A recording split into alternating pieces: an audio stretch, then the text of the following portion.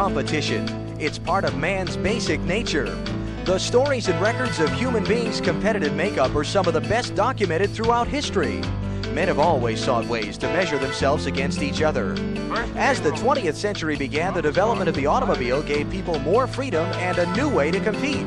From there, it didn't take long for auto racing to grab hold of America's imagination. Seeking the thrill of high-speed competition, the public flocked to races like the Indianapolis 500. But it was not the only place where racing was going on. Fascinated with speed and power, drivers found a variety of arenas to test their machines and courage. One of those places was a beautiful strand of Ocean Beach in northern Florida. Unlike the rough roads at the time, Ormond Beach was hard and flat, perfect for high-speed competition. The first time trials on the beach were held in January of 1902. Fledgling automobile manufacturer Ransom E. Olds won the trials with a run of 50 miles per hour over the straight measured mile of beach.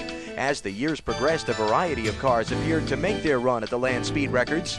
By 1927, the drivers were chasing the 200-mile-per-hour mark. And in 1935, Sir Malcolm Campbell was unofficially clocked at an incredible 330 miles per hour, but was only credited with 276 after he spun on the return trip back down the measured mile. Campbell's run in 1935 would be one of the last land speed record attempts at Daytona, as that show moved to the Bonneville Salt Flats. But it would not be the end of racing in the Daytona area. The sleek speedwagons driven by the rich and famous were replaced with modified stock cars owned and driven by common men. One of these men was a mechanic and driver from Washington, D.C. named William Henry Getty France. Bill France was an early pioneer of beach racing, but his real impact on the sport would be as an organizer and promoter. It would be France's vision and leadership that would take stock car racing from Thunder Road to Victory Lane.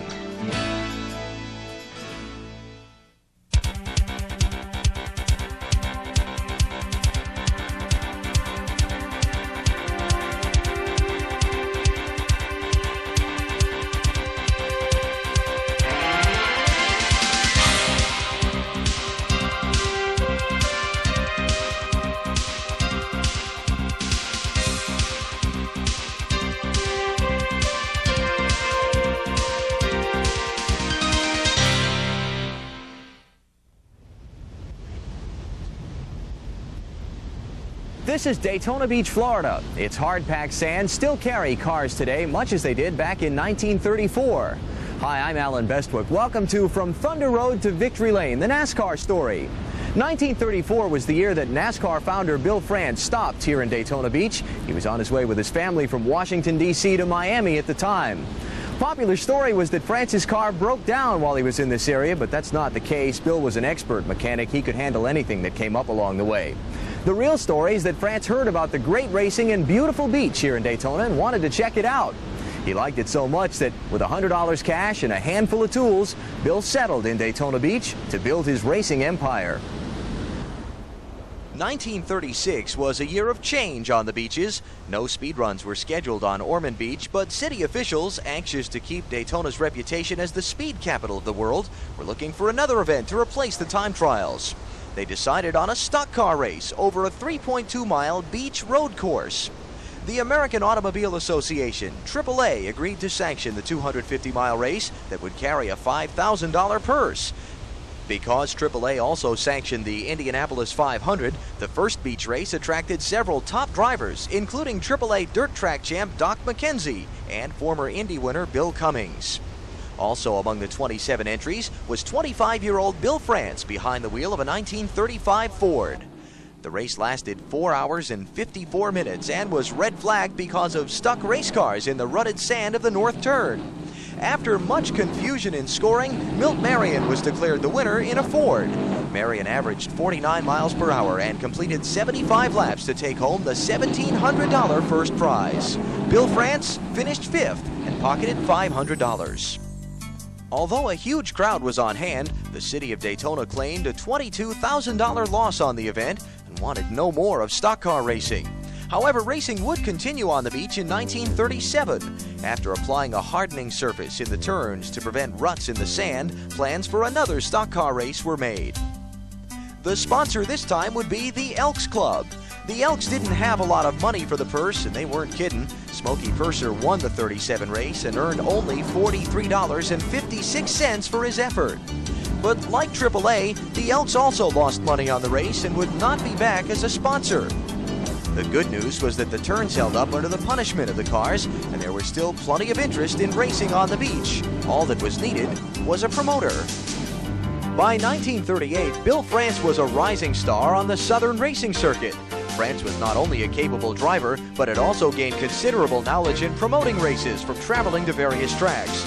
Confident he could get the cars and drivers, what France needed was money for the purse. He wanted to see it keep going primarily.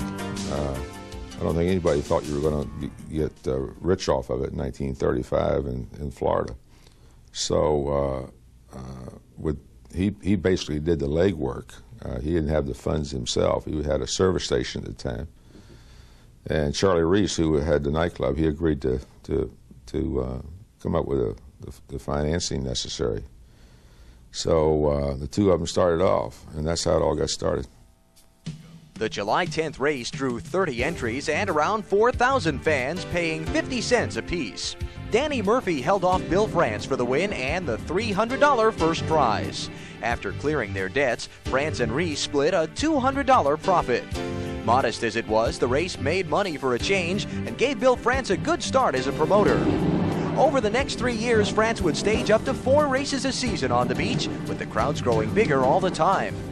France was also finding success in his race car as well. He won 2 beach races and was unofficially declared National Stock Car Racing Champion in 1940. France was one of many emerging stock car racing stars in the late 30s. Smokey Purser was a gifted mechanic from Lumber City, Georgia, who would dominate early beach racing. Holding the philosophy, it ain't cheating if you don't get caught, the free-spirited Purser often bent the rules and usually got caught. Purser was stripped of his first victory in 1938 on the beach after he showed up for a post-race inspection 3 hours after he took the checkers. Race officials were naturally suspicious, and although they found nothing illegal on the Ford, they knew his reputation and disqualified him on principle. Purser straightened up over the next 4 years and won 2 Daytona races and finished in the top 5 in all but 1 beach race. Another set of Georgia drivers also found success during those early years. In 1940, Roy Hall was only 19 and had already gained fame as a talented and fearless driver. However, that reputation came mostly from the police that tried to catch him. Driving out of the Atlanta shop of owner Raymond Parks and winning Indy 500 mechanic Red Vote, Hall won the 1940 race driving a Ford. I'd say on dirt, him and Fonny Flock is the 2 best understanding drivers on dirt I've ever drove with. You could drive beside them just like you was talking to him. Roy Hall was really more like a Curtis Turner type driver. He was very colorful, but he'd put the car right behind somebody else he was racing, and they'd fill his radiator up with mud, and the car would run hot, and he'd be parked, but he'd really be colorful while he was going. He used to drive cars for a guy named Raymond Parks from Atlanta. And Raymond was the equivalent of today's Rick Hendricks, you might say. He had 3 of the better cars, and one of the best rides that you could get in those days was driving a car for Raymond Park. Hall was just one of a group of talented drivers from Georgia at that time. 20-year-old Lloyd C. was also an aggressive driver. Lloyd C. was probably the Dale Earnhardt's in 1941. It's a race between he and Roy Hall.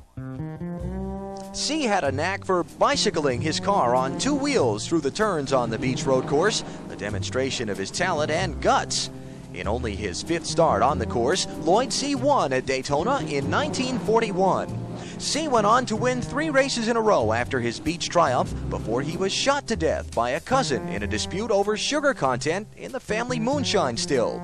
His tombstone in Dawsonville, Georgia still pays tribute to Lloyd C., the racer. Stock car racing is dangerous business. Only the brave need apply. But for a lot of the early drivers, organized racing was much safer than the running they did off the track. Running from the law. Prohibition had spurred a new profession in the South, transporting whiskey or moonshine from mountain stills to customers who thought the 15th Amendment was a little too strict. Running moonshine and staying a step ahead of the police kept driving and mechanical skills sharp. It took a man who was tough, clever, and competitive. The intriguing part of speed was not as attractive to me as the competition it was, basically. It was sort of a competitive type thing.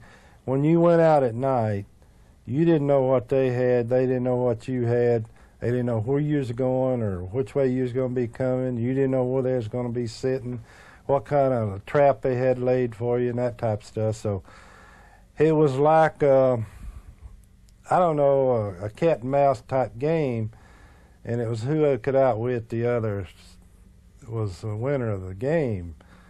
But you couldn't afford to lose that game. If you did, you took a trip up the creek.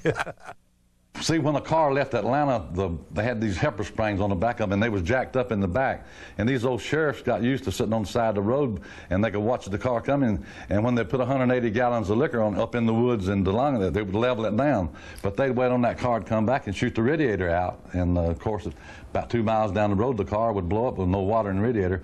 And the sheriff started getting 50% of what those cars brought in front of the courthouse. Every Saturday they have an auction. And the sheriffs really were making more money than they was being paid, so they got red hot on catching these bootlegger cars. Moonshine runners were a proud bunch and would boast that they had the best car around and were ready to take on all comers. The only way to settle such disputes was to go head-to-head. They had a bulldozer. They cut just about a half a mile track down, about 18 miles down in Jonesboro, Georgia, outside Atlanta, and no fences. And these guys the bootleggers, they own these kingpins, they own the cars. They was always gambling about who had the fastest car. And on Saturdays, 8 or 10 of these cars would show up, and finally people started showing up with no fences, and they actually would pass their helmets around the fences, 50 cents, $1, and that's what kind of money they was getting. But that was the very first start of racing those bootlegger cars on just what a bulldozer had laid out on a half-mile track outside Atlanta. Roaring down the back roads just ahead of the law may not have been ideal training for the drivers, but this experience under fire helped produce some of the sport's greatest legends. Well, it's a kind of something that you're not really proud of, but back in those days you did whatever you could to make a dollar, and I bootlegged some. So racing, the only thing I had to do was go round and round because I knew how to drive a car already. And I saw my first race and I said, well, they're not doing anything I haven't been doing for a long time.